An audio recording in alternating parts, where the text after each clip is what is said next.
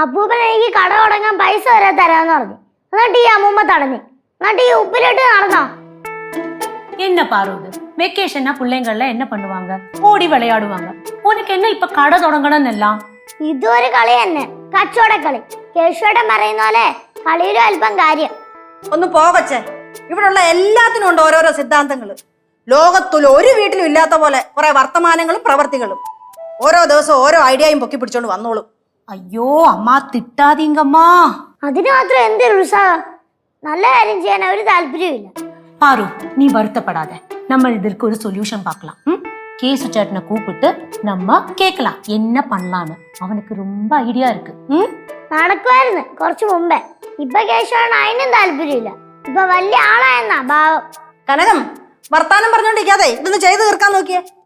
Anti, ജോലി ചെയ്തോണ്ടിരുന്നോ? ജീവിതകാലം മൊത്തം ജോലി ചെയ്യും.